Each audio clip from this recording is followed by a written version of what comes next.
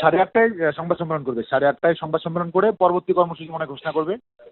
এই 2 দিন জনসংযোগ করবে, তারপরে পিটাও না কেন, মারো না কেন ওদের? তোকে লাভ তাহলে কি বললে তোমরা? বাস্তবে কি হচ্ছে? জমায়েত মানে এখানে জমায়েত আর বিএনপি যোগ হয়েছে, এটা কিছু করার নেই। আমরা স্টেপ নিতে বললাম, স্টেপ নিতে পারবো স্যার। হ্যাঁ, মানে আমরা যদি রাজনৈতিকভাবে মোকাবেলা করতে হয় তাহলে আমরা সেটা করতে পারবো।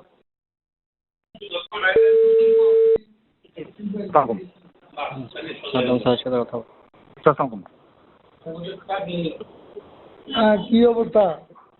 স্যার, যে আমাদের সমাবেশ মাত্র শেষ করলাম, আর ওদের প্রোগ্রাম চলতেছে, 3000-এর মতো স্টুডেন্ট আছে। ওরা বলে 7টা পর্যন্ত। স্যার, যে 8:30টায় সংবাদ সম্মেলন করবে স্যার।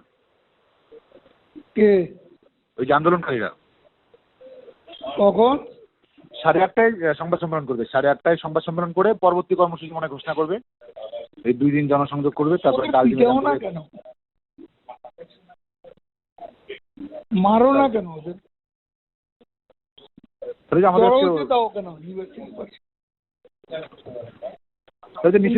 আজকে থেকে হালকা হয়ে যাবো। জি স্যার। কই হালকা হলো? জি স্যার, জমায়েত আজকে ভালো বেশি ছিল স্যার।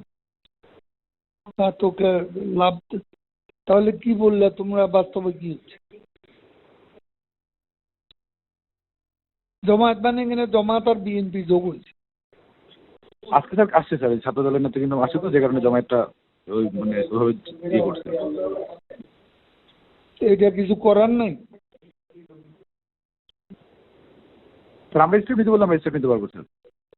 হ্যাঁ, মানে আমরা যদি রাজনৈতিকভাবে মোকাবেলা করতে হয় তাহলে আমরা সেটা করতে পারবো। আজকে স্যার যে আমাদের নিষেধ করলো, শাহবাগের দিকে যেতেও তো আমাদেরকে নিষেধ করলো। বারবার ফোন দিয়ে বললো যে শাহবাগের দিকে বা অন্যদিকে আমরা যেন না যাই, বা ওদের মুখোমুখি যেন না হয়, এটাই তো বারবার বলতেছিল। কে? স্যার, যে আমরা যেন ওদের মুখোমুখি না যাই, এটার জন্য বারবার আমাদেরকে বলতেছিল আজকে। কে বলতেছে? এই ফোন দিয়েছিল সবাই, আমাদের পুলিশ প্লাস বিপ্লব দল যোগাযোগ করছিল।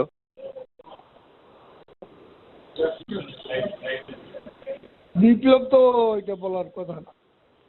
এমনি ওই পুলিশে যোগাযোগ করতেছিল, সব মিলে মুখোমুখি হতে একটু মানা করছিল।